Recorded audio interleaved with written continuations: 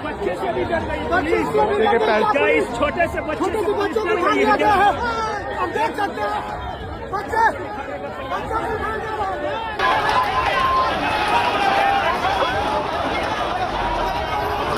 बिहारमध्ये परीक्षांमधील गैरप्रकारांवरून विद्यार्थी आणि स्पर्धा परीक्षा देणारे उमेदवार रस्त्यावर उतरले आहेत.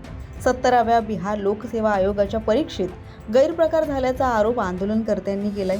पाटणाच्या डाक बंगला चौकात मंगळवारी या संदर्भात जोरदार आंदोलन देखील करण्यात आलं होतं.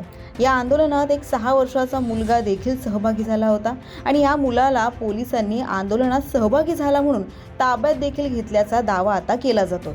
याचा एक व्हिडिओ सध्या सोशल मीडियावरती तुफान व्हायरल झालाय. विरोधकांनी यावरून सरकारवर टीका देखील केली आहे. मात्र नेमकं खरं काय आहे? या 6 वर्षाच्या मुलाला खरंच पोलिसांनी आंदोलनात सहभागी झाला म्हणून ताब्यात घेतलं होतं का? नेमकं सत्य काय आहे याबद्दल सविस्तर या व्हिडिओमधून जाणून घेऊयात.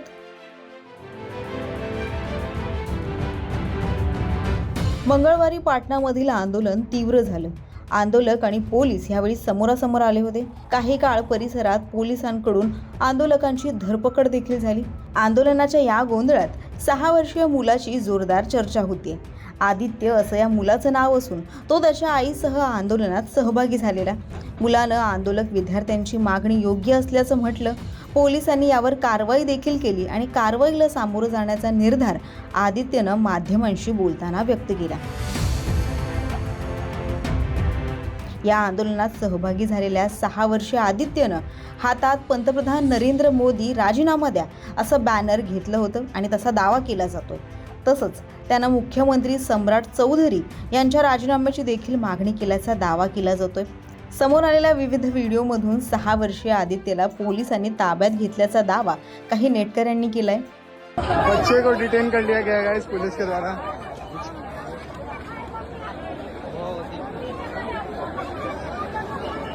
ये पता नहीं क्यों आया था प्रोटेस्ट में. ये वायरल भी चल रहा है. विक्टिम कार्ड अब खेल रहा है. ये देखो पुलिस ले जा रही है इसको.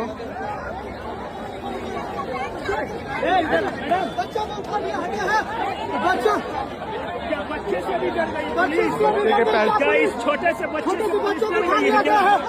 हम देख सकते हैं बच्चे आदित्यला पोलीस घेऊन जात असतानाचे अनेक व्हिडिओ सोशल मीडियावरती व्हायरल होऊ लागले आहेत. आदित्यला पोलीस घेऊन जात असताना त्याला कुठं घेऊन जात आहेत विचारलं असता तो याची कल्पना नसल्याचं म्हणतोय. पोलिसांनी मात्र यावरती काहीही प्रतिक्रिया दिली नाही. देखिए जैन अल्फा, ये देखिए जैन अल्फा मैदान में जैन अल्फा. ये लड़का बहुत ज्यादा वायरल है और आज आंदोलन में उतरा हुआ है. ये देखिए क्या हुआ? अरे दूर आओ ना. ये देखिए जैन अल्फा. क्या हुआ बाबू? बोलो क्या हुआ? छोड़ दीजिए सर, छोड़ दीजिए. अरे ऐसे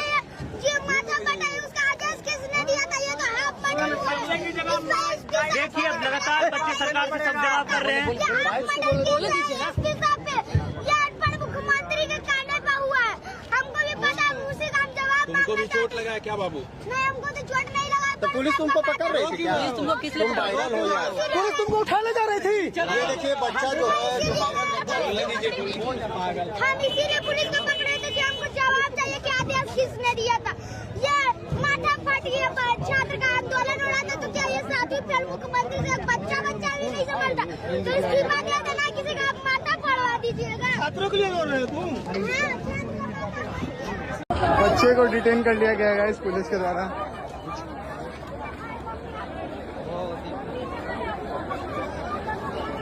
ये पता नहीं क्यों आया था प्रोटेस्ट में.